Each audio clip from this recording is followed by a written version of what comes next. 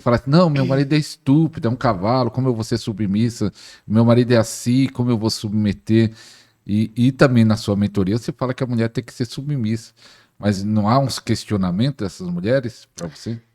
Eu costumo dizer o seguinte, pastor, é por isso que o início, ele marca toda uma história. É por isso que você não pode se colocar em julgo desigual. Na hora de casar, você precisa saber se esse homem sabe o papel dele. Porque realmente, de fato, não tem como uma mulher ser submissa, ela vai sofrer muito a um homem que usa a submissão dele para denegrir ela, para humilhar, para os bens dele e não cumpre o papel dele. O homem tem papel também, não é só a mulher.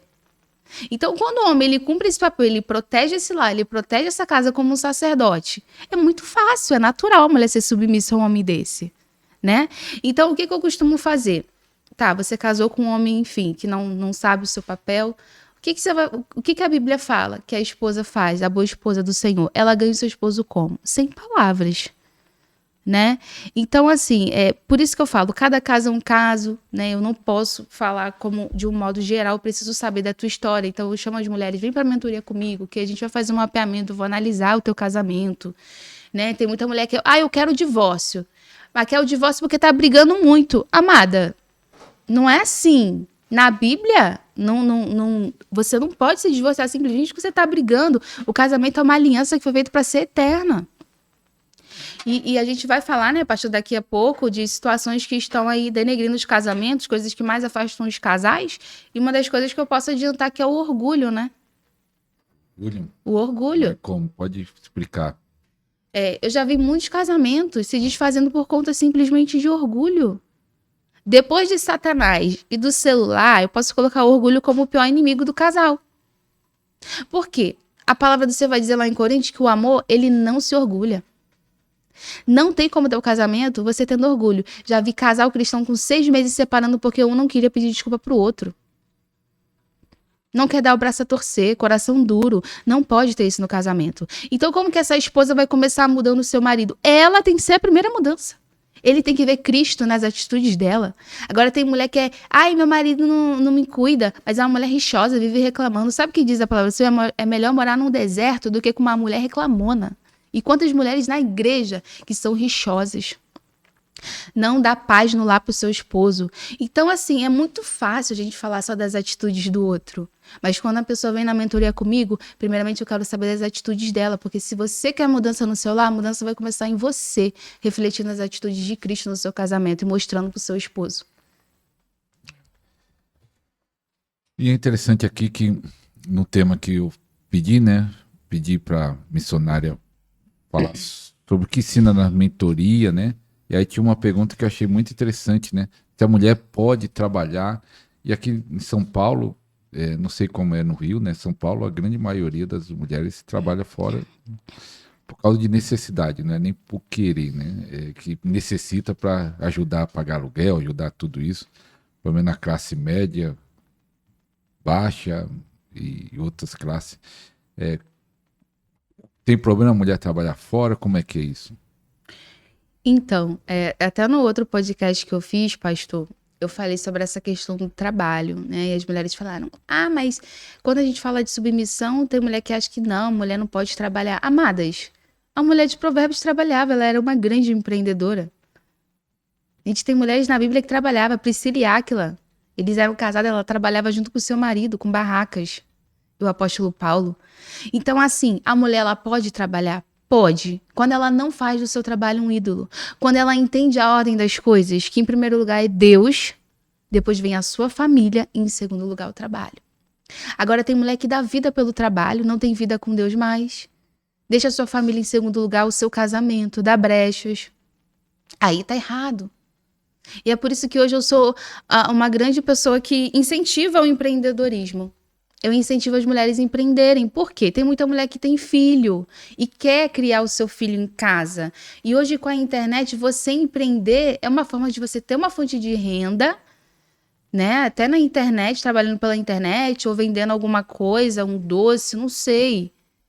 Mas, e ter a sua fonte de renda, do que você vender 8 horas do seu dia indo para a rua para ganhar um salário mínimo. Então, eu super apoio a mulher trabalhar, quando ela não faz do seu trabalho um ídolo. E quais são os inimigos do casamento, que mais atacam os casamentos?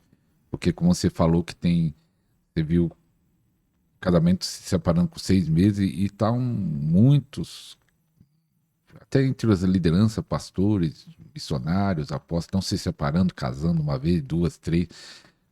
Qual é o inimigo ou os vários inimigos que têm atacado o casamento, na sua opinião, naquele aconselhamento, mentoria, na sua experiência? Bom, depois de Satanás, nosso amigo declarado, né? Para mim, o segundo grande vilão aí dos casamentos é o celular. Celular? O celular. Tenho tido muita reclamação das esposas, inclusive teve uma caixinha de pergunta falando que o marido dela só fica no celular e ela não sabe o que fazer. E isso é muito recorrente e comum nos casamentos. Às vezes o marido chega do trabalho e fica lá. Aí vai pra mesa comer e fica lá, os dois. Aí vai pra cama dormir e fica lá. E o que acontece? Às vezes o celular, ele impede do casal se aproximar ali no momento da cama. Ele tira a relação sexual do casal, a intimidade. Então o celular, ele tem sido um grande vilão. Tanto no sentido da separação dentro de casa e no sentido do adultério. Porque se o homem e a mulher não vigiar com o que ele tá vendo, com o que ele tá falando, né? Hoje o adultério ficou muito mais fácil por conta das redes sociais. Então, hoje eu falo para as mulheres, vocês precisam ser umas mulheres posicionadas dentro da sua casa. E como que você vai mudar essa situação no celular? Não é brigando com o seu marido, tá? É primeiro você tendo vigilância, porque tem mulher também que deixa de lavar a louça, de fazer doméstico comida, porque e ficar lá vendo rios, passando vídeo. Primeiro ela vai cuidar dela, vai ter a vigilância dela. E se o marido tá demais, você vai exortar com carinho, com sabedoria e com amor. Olha, amor, vamos fazer um trato? Quando a gente estiver na mesa, vamos evitar pegar celular. Quando a gente for pra cama, não vamos ficar no celular, vai ser o nosso momento. Então tem que ter essas coisas, sabe? Porque senão, de fato, vai perder o controle no casamento. Então o celular tem sido um grande inimigo. Outra coisa que também tem sido um grande vilão, que a gente pode falar já aqui, se tratando de celular, é a falta de transparência. Porque a transparência, ela vai gerar a confiança. E existem pessoas casadas hoje que falam sobre privacidade. Eu nunca vi isso, né, pastor? A pessoa casa e acha que ela tem que ter privacidade. O cônjuge não pode saber a senha dela. Isso não existe. Né? Então, assim, cuida disso, né? Se você, mulher, se no seu casamento é assim, o seu marido ele não te dá a senha, você não dá a senha dele, quem tem que ceder primeiro é você. Às vezes a gente espera muito do outro, sendo que você tem que começar a ceder, você tem que provocar essa mudança. E aí a Bíblia fala que quando você paga o mal com o bem, aquela pessoa ela queima de remorso. E é assim que vai tendo mudança, gerando mudança na sua casa. Um outro grande vilão aqui, né, a gente pode colocar que é a falta de vigilância. Com o quê? Com palavras. A Bíblia fala que a nossa boca, ela tem poder para a vida e para a morte. Então tem mulher que começa a declarar coisas terríveis na vida do marido. Você é isso, você é aquilo, você não vai dar certo, você não faz nada, a gente já está terminando, a gente vai terminar. Então, quais são as palavras que você tem declarado dentro da sua casa, para os seus filhos? A boca de uma mãe para o filho é, assim, no mundo espiritual, uma autoridade. O que você falar, isso vai acontecer. Então, assim, falta de vigilância com amizades externas. Muitos adultérios seriam evitados se tivesse aí essa vigilância com amizade. E eu vou falar para o pastor, eu achava que existia amizade entre homem e mulher, pastor. Não existe. Então, é um tema polêmico. Não existe amizade entre homem e mulher. É um tema muitos polêmico. falam assim, não, é só amigo, é meu amigo. É meu amigo, é minha amiga. Minha amiga. Olha, escuta o conselho de uma pessoa que trabalhou com 96% de homens. Amadas e amados, eu vim do Rio de Janeiro achando que tinha amizade entre homem e mulher, fiz amizades de homens no Rio, mas quando eu vim para São Paulo, o Senhor, ele me mostrou trabalhando com 96% de homens que não existe. Por quê? Você pode até fazer uma amizade, vou fazer uma amizade aqui com fulano de tal. E a gente pode ficar 5 anos sendo muito amigos. Porém, o Senhor Deus, ele fez a natureza do homem e a mulher naturezas distintas que se atraem. Então, em algum momento de vulnerabilidade, uma dessas partes pode vir a ceder. Ele pode começar a te olhar com outros olhos, mesmo sem você querer. Por exemplo, eu sempre muito fiel ao meu marido aqui em São Paulo, mas em certos momentos, poucos homens ali do meu trabalho que eu achava que eram meus amigos, em um momento eu vi uma atitude que eu falei, não, isso não é amizade. Eu vi que gerou ali nele através de uma fala, né, um olhar malicioso, eu falei, não existe amizade entre homem e mulher. O melhor amigo do seu marido é você e a melhor amiga dele é você. Não, a melhor amiga do seu marido é você, e você para ele. O casal tem que ser o melhor amigo do outro. E quando tem amizades, é bom que seja amizade casal, né? Que sejam casados também, aí você vai sair junto com um casal, pessoas que são casadas e vai ser essa amizade. Né? Então tem que ter esse controle, tem que ter esse limite sim, porque em algum momento, pode não ser agora, aí às vezes você está passando um momento de vulnerabilidade no seu casamento, vai saber para o seu amigo, e vai ser o momento que Satanás vai implantar ali nele um pensamento malicioso, vai dar ruim, porque você está vulnerável e ele vai se aproveitar dali, daquele momento. Já pegou casos assim, sem precisar falar nome, mas de mulheres que falam, eu estava vulnerável e acabei caindo, pecando. Já teve mentorada minha, que marido saiu de casa, né, traiu, e aí ela estava firme com Jesus, em determinado momento, meu amigo, quando viu, caiu no adultério. Porque não tem como. A gente tem que evitar até, gente, estar sozinho assim, porque igual eu falei, são naturezas distintas que se atraem. É involuntário. Você não tem controle de você, não. É vigiar. Vigiar. Vigia. E quando só um busca a Deus, o que fazer? Às vezes, aí pode ser das duas partes. O homem está buscando, a mulher não. Mas aqui em São Paulo, a grande maioria nas igrejas é mais as mulheres, né? E o marido não. Tem caso de algum marido e a mulher não servindo a Deus, mas a grande maioria as mulheres. Se você vai em todas as igrejas, o maior número é as mulheres, né? Que está buscando e o marido não. O que fazer? É uma dúvida muito recorrente, né? A gente vê que, de fato, o público feminino é o maior público, assim, no quesito que a mulher ela está posicionada, o homem, infelizmente, não. Né?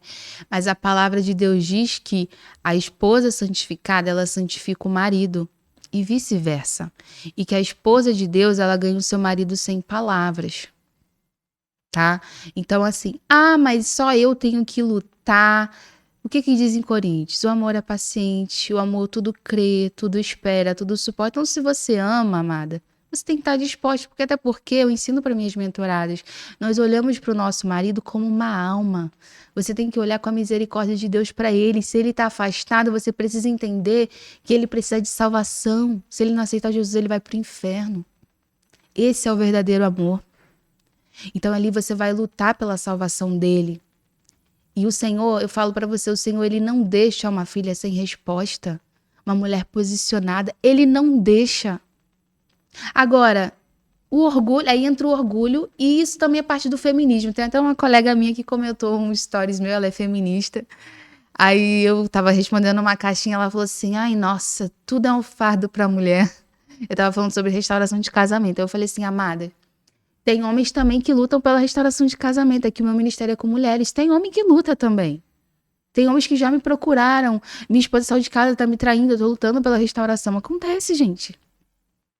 Mas só que o público seu é mais mulheres, O né? meu ministério é com mulheres, né? Até porque sou mulher, tenho que estar trabalhando com mulher. Se fosse com homens, teria que ser o meu esposo comigo, né? Então, assim, é sobre realmente você ter essa empatia, esse amor com a alma do seu marido e entender que ele precisa de libertação e salvação. Então, quando só um serve a Deus, você precisa ser muito posicionado e não ganhar ele obrigando. Vamos para a igreja comigo, isso aqui. É sem palavras, é mostrando e refletindo o caráter de Cristo dentro dessa casa. É assim que você vai ganhar ele. É pagando o mal com o bem. E isso, pastor, é mais difícil.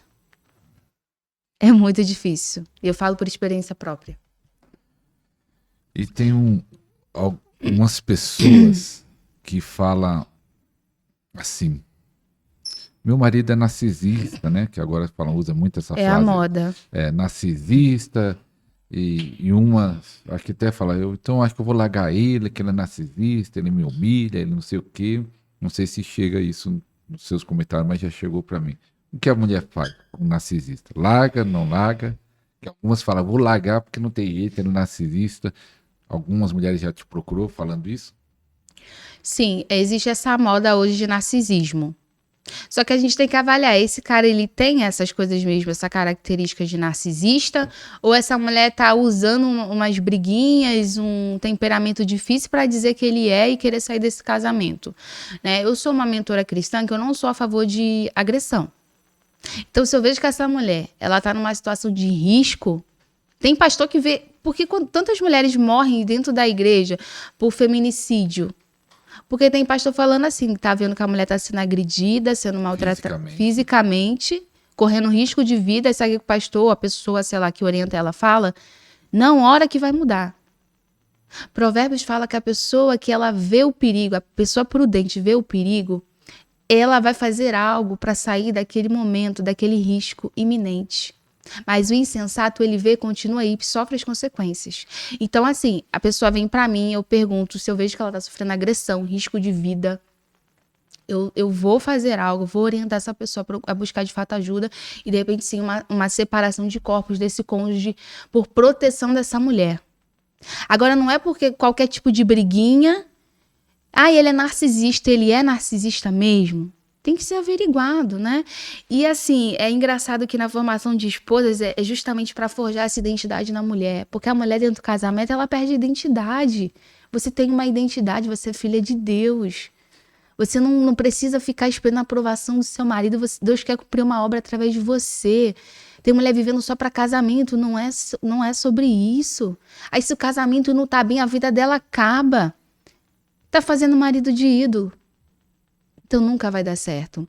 E é sobre isso, pastor. A gente vem e analisa de fato. Esse marido é narcisista, o que está se passando? Ela está sofrendo risco de vida, né? E aí a gente toma as devidas atitudes de acordo com o que de fato está se passando nesse casamento. Mas aí é o que eu falo. Veio uma mentorada para mim ontem, falou assim, eu casei com esse homem, nananã, e agora eu tô pedindo a Deus o que ele quer para mim. Eu falei assim, o ser humano é engraçado. Quando você escolheu ele para casar, você não perguntou para Deus, perguntou ela não. Você escolheu, sabe por quê? Deus nos deu um presente lindo, sabe qual que é ele? O livre-arbítrio. Você não escolheu ele para casar, agora você está colhendo os frutos do que você escolheu. Aí agora que você está na prova, você quer que Deus venha, interfira e faça esse deserto passar? Não. A escolha é sua, você pode lutar, vai ter que lutar, porque foi a sua escolha, ou você pode... No caso, ela teve traição. Se quiser, desistir, amém, uma escolha sua. Mas eu sou uma mentora que eu sou contra a segunda aliança. Então, você quiser seguir sua vida sozinha, tem mentoradas que decidiram se separar e vivem uma vida maravilhosa com Deus, ela e Deus e o filho. É uma escolha sua.